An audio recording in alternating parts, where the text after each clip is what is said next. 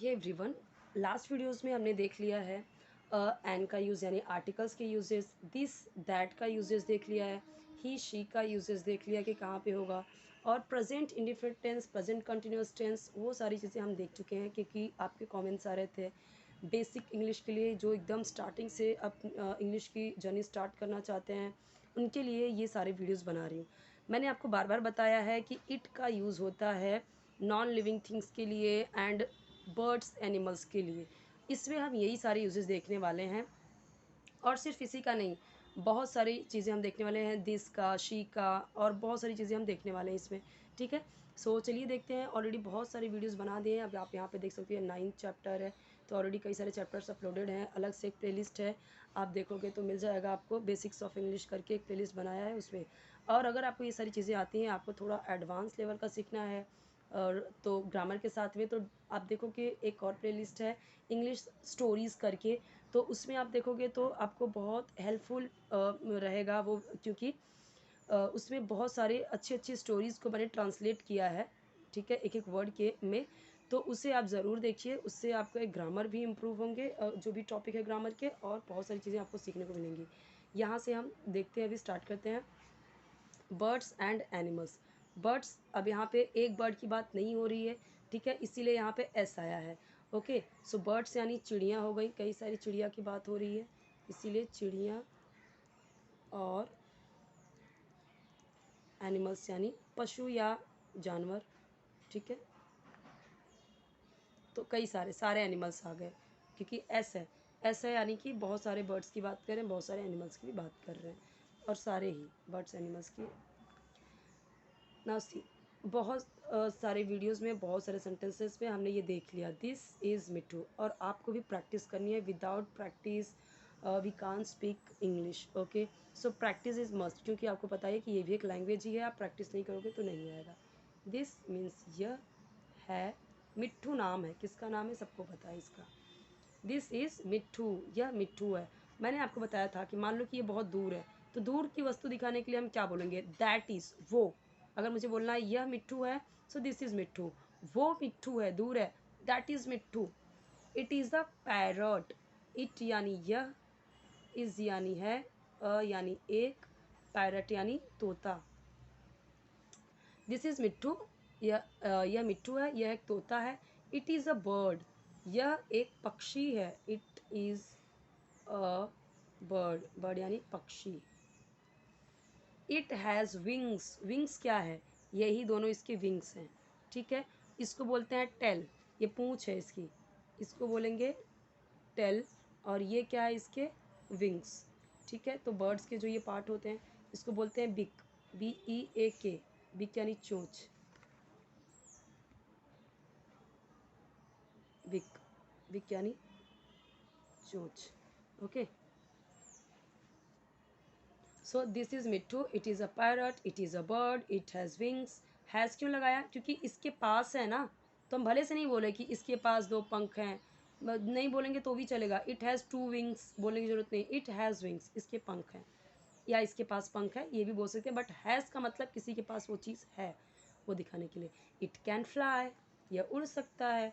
सबको पता है कि कैन का मतलब होता है सकता है, सकती है, सकते हैं। फ्लाई यानी उड़, क्या हो गया, it can fly. This is a horse, इसकी बात कर रहे हैं, हॉर्स, हॉर्स यानी घोड़ा। सेम चीज़ हुई, दिस इज़, बार बार हिंदी लिखने की ज़रूरत है क्या, नहीं, आपको भी ये प्रैक्टिस होनी चाहिए। दिस इज़ अ हॉर्स, समझ में आ गया, यह एक घोड़ा है, पास में है, इसीलिए इसको दिखाने के लिए क्या बोल रहे हैं, this, this is a horse. It is animal, ये क्या था, ये बर्ड था, इट इज़ अ बर्ड, और ये क्या है, इट इज़ एन एनिमल। आपने देखा यहाँ पे, मैंने ये फर्स्ट वीडियो में यही समझाया था। एनिमल आया, आया, AEIOU के पहले अगर आपको एक दिखाना है तो एन आएगा। यहाँ पे बर्ड था, बी था, इसलिए आया। यहाँ पे पी था, इसलिए आया। लेकिन यहाँ पे ए है, इसीलिए एन आया। ये मैंने आपको पहले ही वीडियो में समझाया है डिटेल में, उसे आप देख लेना। इसके पहले अगर ये अगर किसी वर्ड में ये पांचों आए, तो उसके पहले अगर आपको एक दिखाना है तो एन आएगा, बस, बाकी सबके पहले ही आएगा सिर्फ। ठीक है, जैसे यहाँ पे मैंने दिखाया आपको, it is a bird, it is a parrot, but यहाँ पे बोलना हुआ इट इज़ एन एनिमल। अगर मुझे बोलना हुआ यह एक बूढ़ा आदमी है, so he is an old man. Okay, he is an old man, क्यों? क्योंकि ओ आया ना, ओ आया ओल्ड मैन में, इसलिए। It can run fast, can यानी मैंने यहाँ पे क्या बताया आपको, सकता है। रन यानी दौड़, रन का मतलब दौड़, और फास्ट यानी तेज। इट कैन, इट इसी के लिए यूज़ हो रहा है, यह तेज़ दौड़ सकता है। ठीक है, हर जगह पे यह के तरीके से यूज़ होगा इट के लिए। ठीक है, यह तेज दौड़ सकता है। इट कैन जंप, जंप यानी कूदना, तो कूद, यह कूद सकता है, कूद सकता है। इट हैज़ नो विंग्स, यहाँ पे था तो हैज़ पास में था तो इसलिए हमने लगाया है हैज़ विंग्स। यहाँ पे अगर मुझे दिखाना है कि नहीं है तो क्या दिखाएंगे, इट हैज़ नो विंग्स, इसको पंख नहीं है। It has wings but it has no wings, same चीज़ें आ गई। नो का मतलब बस नहीं, और सेम चीज़ विंग्स का मतलब मैंने आपको समझाया था, अच्छे से ध्यान से समझिए। हाँ, इट कैन नॉट फ्लाई, यहाँ पे कर सकता था तो कैन, नहीं कर सकता तो बस कैन के बाद नॉट आ जाएगा, नहीं सकता है क्या, उड़, या नहीं उड़ सकता है। समझ में आया? यहाँ पे हम क्या देख रहे हैं, कैन का यूज़ देखा हमने। कैन का यूज़ होता है कोई कैपेसिटी बताने के लिए, कुछ कर सकता है नहीं कर सकता, उसकी स्ट्रेंथ दिखाने के लिए। यहाँ पे क्या दिखाने के लिए कि नहीं कर सकता है, it can not fly. Okay, now this is Shifali, this is, देखो पास में ही ना इसलिए वो बोल रहा है दिस इज शिफाली, यह शिफाली है। मुझे बार बार दिस इज़ का हिंदी लिखने की ज़रूरत है नहीं है, क्योंकि हम हर लेसन में ये देखते आए हैं और अब भी जस्ट देखा है हमने। तो आप भी अभी ऐसे ही समझने की कोशिश करो, हर वर्ड का हिंदी में बोलने की ज़रूरत आपको भी नहीं है, आपको भी समझते जाना है।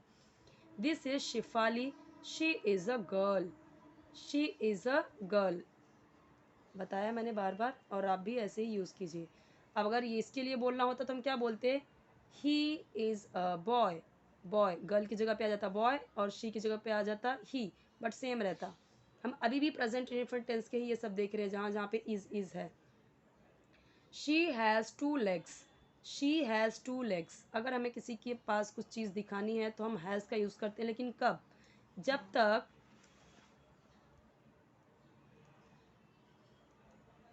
ही शी इट सिंगुलर है, उसके साथ में आएगा हैज़।